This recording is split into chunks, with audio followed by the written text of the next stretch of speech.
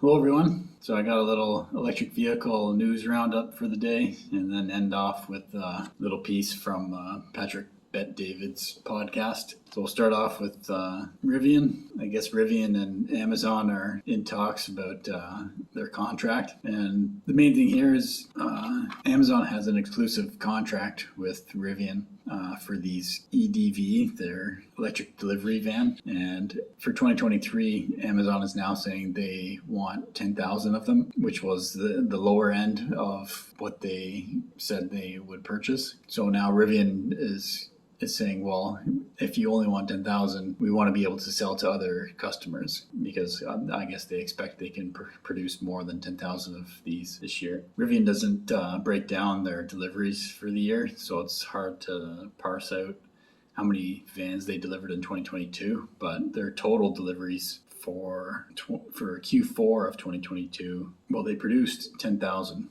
in Q4. So let's say a third of that was this van. So that'd be a few thousand vans, and they're expecting they can do 10,000. And they note that Amazon laid off 18,000 workers, and Rivian was also laying off 6% of its workforce to cut expenses in February. Next piece is a Tesla Model 3 was hit by a falling tree. There was people inside the car at the time, but everyone was okay. Teslas are the safest vehicles you can be in. The glass roof provides a lot of strength against situations like this. The Tesla Model 3 is designated as a top safety pick by the Insurance Institute for Highway Safety, and the Tesla sedan earned the top rating of good in the IIHS roof strength test. The organization writes that the 3,500-pound Model 3 handled a peak force of 20,835 pounds, which is an impressive 5.85 strength to weight ratio. I guess that's the weight it put on the roof. If there's an accident,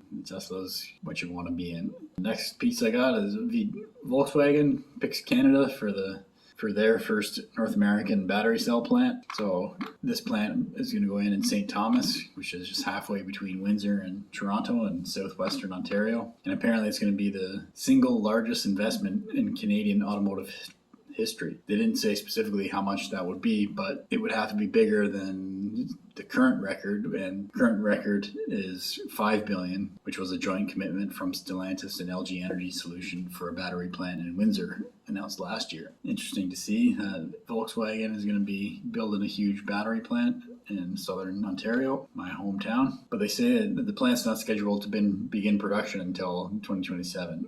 And then last thing I wanted to mention, because this has been on my mind all day, like the bank failures that have been going on. I've been trying to see what's happening there. So I watched the PBD podcast. PBD is Patrick Bet-David. I find him pretty good to watch. A lot of useful information there. So they spoke a lot about what's going on right now in the States with the bank failures, kind of a developing situation. And so I just wanted to pick out this one piece of information that I don't think a lot of people know and just highlight it for you. There's the FDIC, the Federal Deposit Insurance Corporation, that insures people's deposits in these smaller banks, Silicon Valley Bank, and they insure up to $250,000 of their deposits. In Canada, we have the same thing. If you're lucky enough to have more than that, it's not covered. I don't know where they got this information from, but this is showing what the FDIC in the States has on their balance sheet.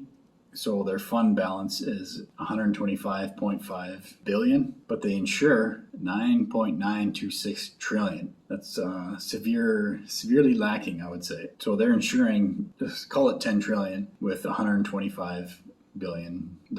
So the reserve ratio, it even says here, they only have 1.26% of the actual funds that they're supposed to be covering. Bit of a red flag, I would think. I don't think people would, including me, because I've looked at this for Canadian banks. Oh, how much is covered? It does matter now that I think about it for even a guy like me, because they don't have the money to cover. If there was a large issue where banks were failing, the money is not there to actually insure, to make you whole. If you have $10,000 in the bank, they're supposed to have, they're insuring you.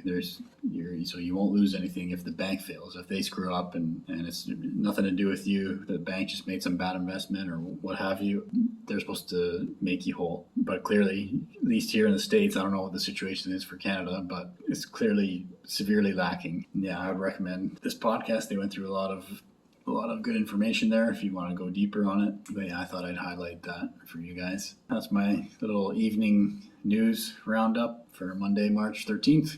My name's Evan Bertrand. This is the Evergreen channel.